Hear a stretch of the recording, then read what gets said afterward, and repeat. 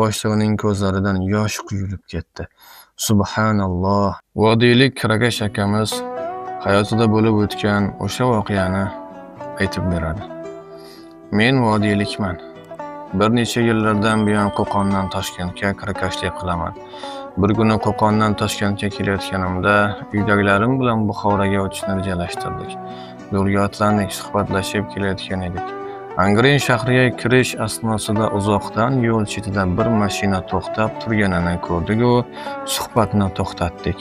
Sababi odamlardan benzin so'rab zorlanayotgan bu kimsaning mashinasida kichik yoshli ikki bola e'tiborini o'ziga tortardi.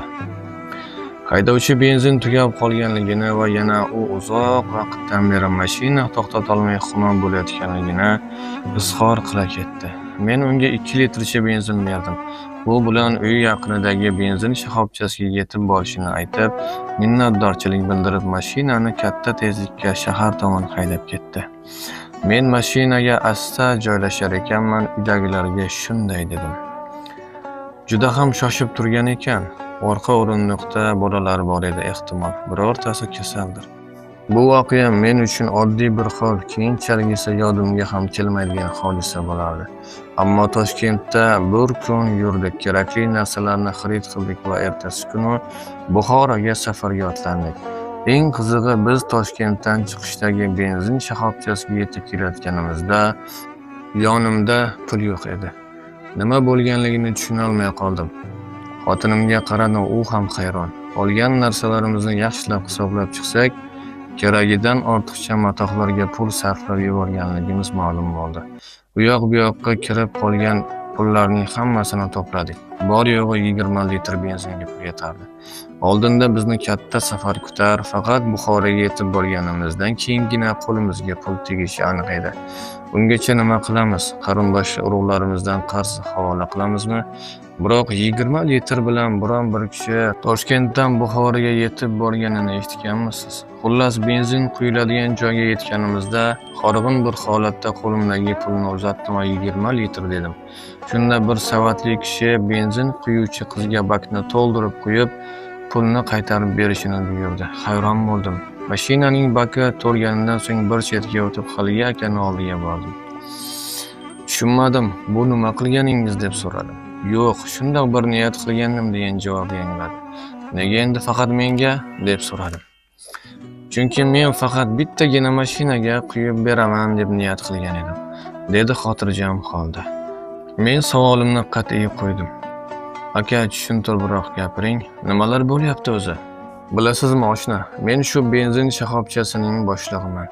Bir jiyanimiz bor. Kecha Angrendan tashqarida benzin tugab qolib menga telefon qildi. Aka, kimnidir tez yubormasangiz bo'lmaydi. Men benzin shoxobchasiga yetib borishim uchun kamida 10 kilometr yurishim kerak. Mashinalar umuman to'xtamayapti. Yosh bolam mashina ichida kasal. Iltimos dedi. Odam yubordim. Endi o'zingiz o'ylab qo'ying. Toshkentdan bir mashina borguncha qancha vaqt ketadi? Lekin birozdan so'ng u menga yana qo'ng'iroq qilib, xotirjam bo'ling. Bir yaxshi inson unga 2 litr benzin berganligini aytdi. Yaxshiyam o'sha odam to'xtagan ekan. 2 yoshli bolasi qattiq shamollaganidan shifokorlar vaqtida yetib kelibsiz, aks holda unga yordam berishimiz qiyinlashardi deyishibdi. Bu xabarni eshitgan zahotim o'zimga o'zim niyat qildim. Ertaga ishga chiqqan zahotim ko'zimga ko'ringan birinchi mashinaning bakini benzin bilan to'ldirib beraman. Siz kelib qoldingiz, baxtingiz bor ekan. Men ko'zimdan yosh bilan yordam ko'rsatilgan mashina ko'k rangda, ichida 2 ta bolasi bormidi deb so'radim. Qarshimdagi akaxon, "Ha, qayerdan bilasiz?" dedi.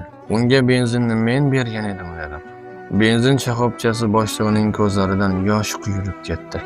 Subhanalloh, ya Robbi, Alloh hakim zot. Ikkalamiz uzoq vaqt jim turib qoldik. Chunki bu bo'lib o'tgan ajib voqeaga biron bir izohning hojati yo'q edi. Ibrat, albatta Alloh taolo har bir yaxshi amalimizni ko'rguvchi, bilguvchi va mukofotni tezda qaytaruvchi zotdir. Yaxshilikni mukofoti bu dunyoda yaxshilik, oxiratda esa jannatdir.